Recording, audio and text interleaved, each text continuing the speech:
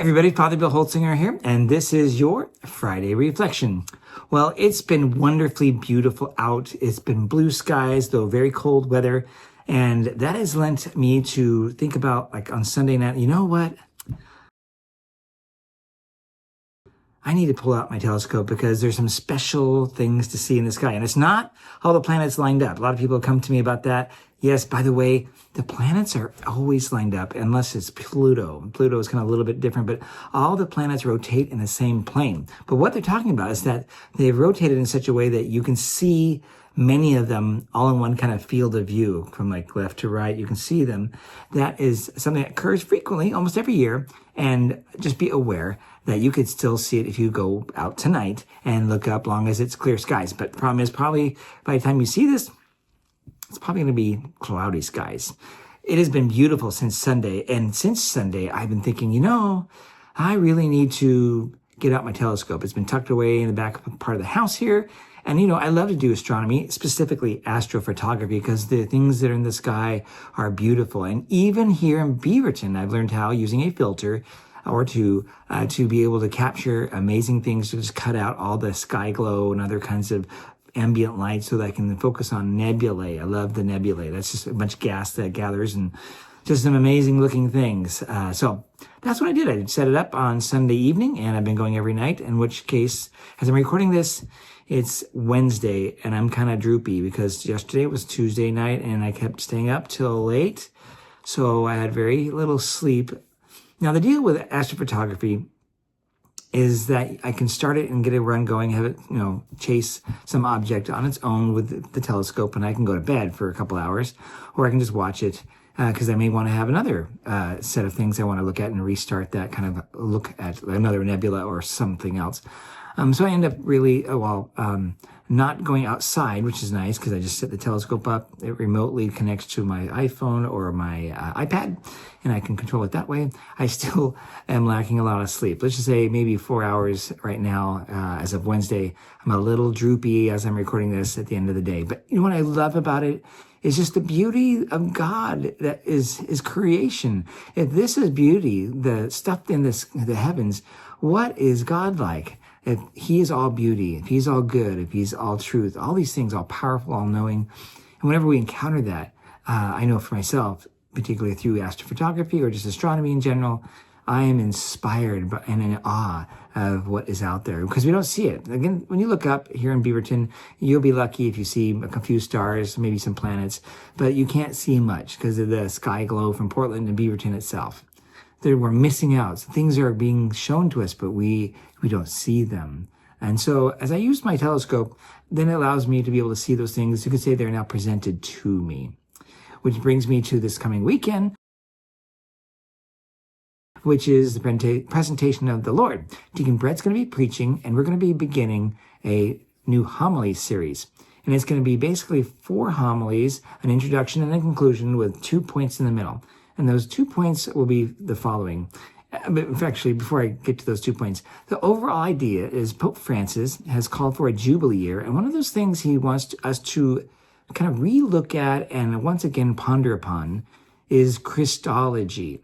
Christology. It's a big word, Christology, to speak of God or speak of Christ, to understand Christ for who he really is and not who he isn't. In fact, a lot of Christology, I've taught Christology classes for the Archdiocese in the past.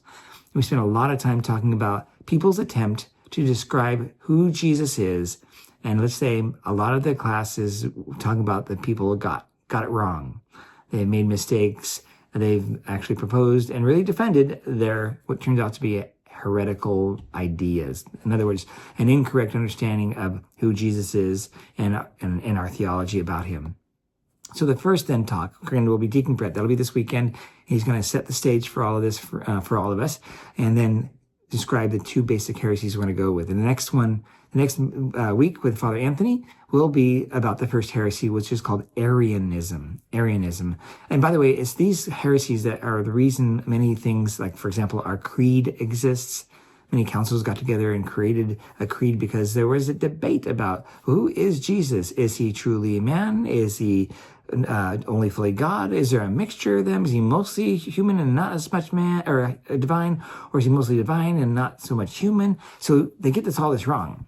Well, just to make it really clear, we believe that Jesus is 100% God, 100% man. That is a strange math equation, I realize, but he's two natures in one person.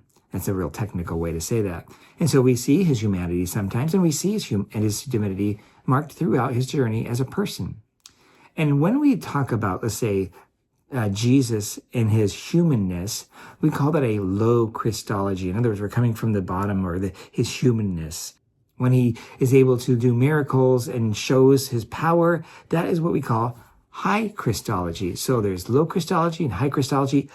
All are good. It's just another way of recognizing those aspects of who he is, these two natures in one person. And it's great mystery, so be prepared. We're not going to be able to explain it all. But Arianism is this idea, as you'll hear from Deacon Brett, and he'll go into this more in detail, that believes or made a claim that Jesus is a human, but not fully God. There's implications for that. And Father Anthony is going to talk about that. And the goal is to kind of make it real for us so that you can know how does that plays in our own lives or in our culture. So we can identify that and know that. And the goal is to get to know a person, and to know Jesus is really important. The Jesus who really revealed himself, to know him personally and truly. And that's not to know him truly, because he's not just human and a little bit divine. He's fully human and fully divine. The second week I'll be preaching, or the third week I'll be preaching, and I'll be talking about Gnosticism. The word Gnosticism comes from gnosis, to know. And that means this group of people trying to propose who Jesus was God, but not fully man, but also that it was about the knowledge. If you had the secret knowledge, that's where the word Gnosticism comes from, to have a secret knowledge. It's very dualistic. It downplayed the human, or the flesh of who we are, as in comparison, I should say, to our spirit. Spirit good, body bad.